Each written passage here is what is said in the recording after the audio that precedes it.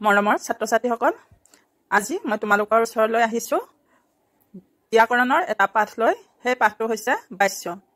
তোমালোকক অসমীয়া পাঠলৈ পুনৰ স্বাগতম জনাইছোঁ। এই বাস্য ব্যাকৰণৰ পাঠটো পঞ্চমমান শ্ৰেণীৰ পৰা উচ্চ পৰ্যায়ৰ শ্ৰেণীসমূহৰ বাবে। তোমালোকে পাঠটো মন দি শুনিবা হওক। ইয়াত মই বাস্য কাক বোলে, বাস্যৰ বিভিন্ন প্ৰকাৰসমূহ আৰু সেই প্ৰকাৰসমূহ কাক বোলে, তাৰ লগতে বাস্য পৰিৱৰ্তন কৰে কেনেকৈ, সেই বিষয়ে অকণমান লৈ আহিছোঁ। গতিকে তোমালোকে অকণমান মনোযোগ দি শুনিবা, আটাইখিনি বুজিব পাৰিবা হওক। প্ৰথম আহোঁ বাস্য কাক বোলে। বাক্যত ক্ৰিয়াই যাৰ বিষয়ে প্ৰধানকৈ কয় তাকে বাক্যৰ বাস্য বোলে। পদৰ লগত ক্ৰিয়াৰ সংগতিয়েই হৈছে বাস্য। অৰ্থাৎ ক্ৰিয়াপদ কাক কয় তোমালোকে নিশ্চয় জানা, যিবোৰ পদে কোনো কাম কৰা বা হোৱা বুজায়, সেই পদসমূহক ক্ৰিয়াপদ বোলে। গতিকে ক্ৰিয়াপদটোৱে বাক্যৰ কৰ্তা কৰ্ম এই কাৰ বিষয়ে প্ৰধানকৈ কয়, সেই কথাটোলৈ মন দিলে তোমালোকে বাস্য চিনাক্ত কৰিব পাৰিবা। ক্ৰিয়াপদে যদি কৰ্তাৰ বিষয়ে প্ৰধানকৈ কয় তেতিয়াহ'লে সেইটো হ'ব কৰ্তৃবাস্য। আৰু যদি ক্ৰিয়াই কৰ্মটোৰ বিষয়ে প্ৰধানকৈ কয়, বেছি জোৰ দিয়ে ক্ৰিয়াপদটোৱে কৰ্মটোৰ বিষয়ে, তেতিয়া সেইটো হ'ব কৰ্মবাস্য। গতিকে তোমালোকে চোৱাচোন, এতিয়া বাস্যৰ প্ৰকাৰ হৈছে তিনিটা। সেই প্ৰকাৰকেইটা হৈছে কৰ্তৃবাস্য, কৰ্মবাস্য আৰু ভাৱবাস্য। এতিয়া আমি এইখিনিকে বুজিলোঁ যে বাস্য হৈছে বাক্য এটাত ক্ৰিয়াপদে যাৰ বিষয়ে প্ৰধানকৈ কয়, অৰ্থাৎ কৰ্তাৰ বিষয়ে প্ৰধানকৈ কয় নে ক্ৰিয়াপদটোৰ বিষয়ে প্ৰধানকৈ কয়। যিটোৰ বিষয়ে প্ৰধানকৈ কয় সেই লৈ আমি বাস্যক ভাগ কৰিম। এতিয়া আমি কৰ্তৃবাস্য কাক কয়, কৰ্মবাস্য কাক কয়, ভাৱবাস্য কাক কয়, সেই বিষয়ে আলোচনা কৰোঁ আহা।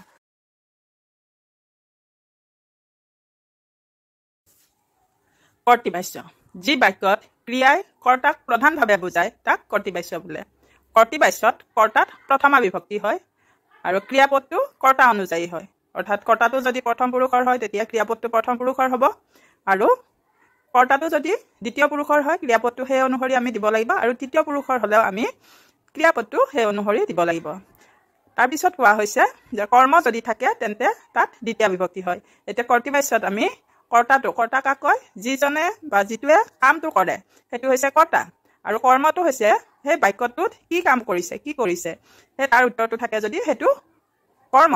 অৰ্থাৎ ইয়াতে কৰ্তৃবাস্যত কৰ্তাটোত হ'ব প্ৰথমা বিভক্তি। বিভক্তি নিশ্চয় তোমালোকে জানা, শব্দ বিভক্তি প্ৰথমা এ ই, দ্বিতীয়া ক, তৃতীয়া ৰেডি দ্বাৰা এনেকৈ বিভক্তিবোৰ থাকে। গতিকে কৰ্তাৰ লগত প্ৰথমা বিভক্তি হয় কৰ্তৃবাস্যত, আৰু কৰ্মটোৰ লগত অৰ্থাৎ বাক্যটোত কি কৰ্ম কৰা হৈছে সেই কৰ্মটোৰ লগত দ্বিতীয় বিভক্তি হয়। আৰু কৰ্তাৰ পুৰুষ আৰু বচন অনুসৰি ক্ৰিয়াৰো পুৰুষ আৰু বচন হয়।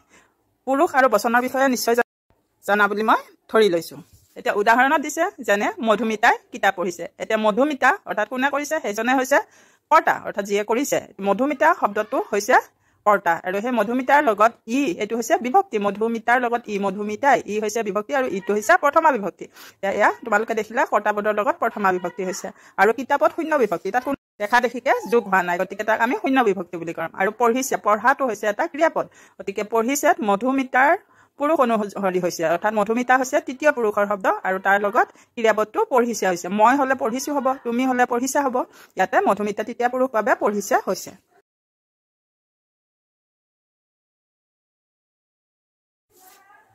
এতিয়া আহোঁ কৰ্মবাস্যলৈ। যি বাক্যত কৰ্ম প্ৰধান হৈ বহে আৰু কৰ্মৰ লগতহে ক্ৰিয়াৰো প্ৰধান সম্বন্ধ ঘটে তাকে কৰ্মবাস্য বোলে। অৰ্থাৎ ইয়াতে কৰ্তাটো প্ৰধান নহয়, কি কাম কৰিছে কৰ্মটোহে প্ৰধান হয়, আৰু কৰ্ম অনুসৰিহে ক্ৰিয়াপদটো বহে। অৰ্থাৎ কৰ্তাৰ লগত ক্ৰিয়াপদ কৰ্তা অনুসৰি নবহে, কৰ্ম অনুসৰি বহে। কৰ্মবাস্যৰ বাক্যত কৰ্মত প্ৰথমা বিভক্তি হ'ব আৰু কৰ্তাত তৃতীয় বিভক্তি হয়। অৰ্থাৎ মোৰ দ্বাৰা, তেওঁৰ দ্বাৰা এনেকৈ তৃতীয় বিভক্তি ব্যৱহাৰ হয় কৰ্তাত, আৰু কৰ্মত কিন্তু প্ৰথমা বিভক্তি ব্যৱহাৰ হয়। আৰু কৰ্ম অনুযায়ী ক্ৰিয়াপদটো হয়। ইয়াত কৰ্তৃবাস্যত ক্ৰিয়াটো কৃদন্ত পদ হয়, মানে কৰ্তাৰ অনুসৰি ক্ৰিয়াপদটো হয়, আৰু তাৰপিছত হ বা যা ধাতু ক্ৰিয়াৰ ৰূপত ব্যৱহাৰ হয়। উদাহৰণটোলৈ মন কৰা। মধুমিতাৰ দ্বাৰা গল্পটো পঢ়োৱা হ'ল। ইয়াত মধুমিতাৰ দ্বাৰা মানে ইয়াতে তৃতীয় বিভক্তি হৈছে কৰ্তাৰ লগত, আৰু গল্পটো কি পঢ়াইছে গল্পটো, গতিকে গল্প হৈছে কৰ্ম। এতিয়া গল্পটো পঢ়োৱা হ'ল, অৰ্থাৎ গল্পটো অনুসৰিহে ক্ৰিয়াপদটো পঢ়োৱা শব্দটো ব্যৱহাৰ হৈছে। অৰ্থাৎ গল্প পঢ়িছে বুলি হোৱা নাই, মধুমিতাই গল্প পঢ়িছে বুলি দিয়া হ'লে সেইটো কৰ্তৃবাস্য হ'লহেঁতেন। ইয়াতে এই বাক্যটো মধুমিতাৰ দ্বাৰা গল্পটো পঢ়োৱা হ'ল। ইয়াত গল্পটো কৰ্মটোহে প্ৰধান হৈছে, আৰু কৰ্মটোৱে ক্ৰিয়াপদটো কণ্ট্ৰল কৰিছে, অৰ্থাৎ নিয়ন্ত্ৰণ কৰিছে। সেইকাৰণে এই বাক্যটো হৈছে কৰ্মবাস্য। মোক এখন কিতাপ দিয়া হওক, এইটো হৈছে কৰ্মবাচ্যৰ বাক্য। ইয়াত মোক শব্দটো যদিও কৰ্তা হয় আৰু মোক শব্দটোৰ তৃতীয় বিভক্তিৰ দ্বাৰা নিয়ন্ত্ৰিত হৈছে আৰু কিতাপটো হৈছে কৰ্ম আৰু কিতাপটোহে ইয়াত প্ৰধান হিচাপে দেখুওৱা হৈছে আৰু দিয়া হওক সেইমতে ইয়াৰ ক্ৰিয়াপদটো নিয়ন্ত্ৰণ হৈছে।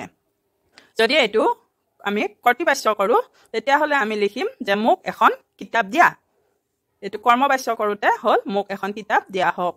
এতিয়া তোমালোকে নিশ্চয় বুজি পাইছা। এতিয়া তৃতীয় প্ৰকাৰটো হৈছে ভাৱবাচ্য। ভাৱবাচ্য কি চাওঁ আহা। যি বাক্যত ক্ৰিয়া প্ৰধান হৈ বহে তাক ভাৱবাচ্যৰ বাক্য বোলে।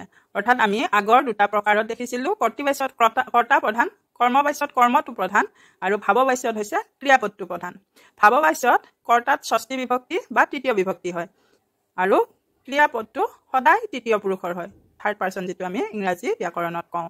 মূল ধাতুৰ লগত আ প্ৰত্যয় যোগ হয়, যিটো আমি ক্ৰিয়াপদৰ মূলত ধাতু বোলে আৰু সেই ধাতুৰ লগত আ প্ৰত্যয় যোগ হয়। যেনেকৈ কৰা হ'ল, খোৱা হ'ল, যোৱা হ'ল, এনেকৈ আ প্ৰত্যয় যোগ হয়। এইটো ভাৱবাচ্যত হয়। তোমালোকে উদাহৰণ কেইটা মন কৰিলে বুজি পাবা।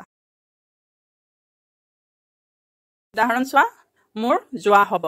অৰ্থাৎ এইটো যদি কৰ্তৃবাচ্য হ'লহেঁতেন তেতিয়া লিখিলোহেঁতেন মই যাম বা মই যাব পাৰিম বা মই যাম। কিন্তু ইয়াতে যিহেতু ভাৱবাচ্য কৰা হৈছে গতিকে যোৱাত আ প্ৰত্যয় হৈছে, চোৱা মোৰ যোৱা হ'ব। গতিকে ইয়াতে ক্ৰিয়াপদটো প্ৰধান হৈ দেখা দিছে। মীৰাৰ নচাটো হৈছে, মীৰাই আমি ভাল নাচিছে বুলি নকৈ মীৰাৰ নচাটো হৈছে, শুদ্ধ হৈছে। গতিকে এইটো হৈছে নচা শব্দটো প্ৰধান হৈছে আৰু নচাটো হৈছে ক্ৰিয়াপদ। বৰষুণত বাহিৰলৈ যাব নোৱাৰি। কালি ৰাতি মোৰ খোৱা হোৱা নাই। এইটো কৰ্তৃবাচ্য হ'লে কালি ৰাতি মোৰ খোৱা নহ'ল এনেকৈ লিখা হ'লহেঁতেন আৰু এইটো কৰ্মবাচ্য হোৱা হ'লে কালি ৰাতি মোৰ দ্বাৰা খোৱা নহ'ল বা খোৱা হোৱা নাই এনেকৈ লিখা হ'লহেঁতেন। এইটো ভাৱবাচ্যত এইদৰে লিখা হয়। এতিয়া আমি কেইটামান বাচ্য পৰিৱৰ্তন চাওঁ আহা। কোনো এটা বাচ্যৰ বাক্য আন এটা বাচ্যৰ বাক্যলৈ পৰিৱৰ্তন কৰাকে বাচ্য পৰিৱৰ্তন বোলে। এতিয়া আমি উদাহৰণবোৰ চাম আহা। উদাহৰণলৈ মন কৰা কৰ্তৃবাচ্য কেনেকৈ লিখিছে চোৱা। শংকৰদেৱে অসমত বৈষ্ণৱ ধৰ্ম প্ৰচাৰ কৰিছিল। এইটো কৰ্মবাচ্যলৈ নিলে কেনেকৈ লিখিম, শংকৰদেৱৰ দ্বাৰাই অসমত বৈষ্ণৱ ধৰ্ম প্ৰচাৰ কৰা হৈছিল। অৰ্থাৎ শংকৰদেৱ হৈছে ইয়াত কৰ্তা। প্ৰথম বাক্যটোত শংকৰদেৱে প্ৰধান হৈছে আৰু ক্ৰিয়াপদটো নিয়ন্ত্ৰণ কৰিছে। দ্বিতীয় কৰ্মবাচ্যৰ বাক্যটোত শংকৰদেৱৰ দ্বাৰাই, তাত তৃতীয় বিভক্তি হৈছে তাৰ লগত আৰু ইয়াতে কৰ্মটোৱে প্ৰধান হৈছে। দ্বিতীয় বাক্যটোত চোৱা, কৰ্তৃবাচ্যত তুমি কেতিয়াও গান গাব নোৱাৰা। কৰ্মবাচ্যত কেনেকৈ লিখা হৈছে, তোমাৰ দ্বাৰা কেতিয়াও গান গোৱা নহ'ব। ইয়াত তোমাৰ শব্দটো মোৰ লিখিবলৈ ৰৈ গৈছে। তাৰপিছত আছে তৃতীয় বাক্যটোত তাক যাবলৈ দিয়া। কৰ্মবাচ্যত লিখিব লাগিব তাক যাবলৈ দিয়া হওক। এইকেইটা উদাহৰণলৈ চাওঁ আহা। ভাৱবাচ্য হ'ব নয়নৰ যোৱা নহ'ব। ইয়াত চোৱা, যোৱা শব্দটো হৈছে ক্ৰিয়াপদ আৰু তাত আ লোপ লাগিছে, দেখিছে নহয়, আ প্ৰত্যয় মূল ধাতুৰ লগত হৈছে। তাৰপিছত এইটো কৰ্তৃবাচ্যত নিলে নয়ন নাযায় আৰু যদি কৰ্মবাচ্য কৰোঁ নয়নৰ দ্বাৰা যোৱা নহ'ব। তাৰপিছত আছে ভাৱবাচ্য তাইৰ দেখা হ'ল। কৰ্তৃবাচ্যত হৈছে তাই দেখিলে। ভাৱবাচ্য তেওঁক মতা হ'ল। তাৰপিছত কৰ্তৃবাচ্যত তেওঁক মাতিছোঁ। এনেকৈ তোমালোকে বাচ্য পৰিৱৰ্তন কৰিব পাৰিবা। আশা কৰিছোঁ পাঠটো বুজি পাইছা। যদি কিবা অসুবিধা আছে মোক কমেণ্ট কৰিলে মই নিশ্চয় উত্তৰ দিবলৈ যত্ন কৰিম।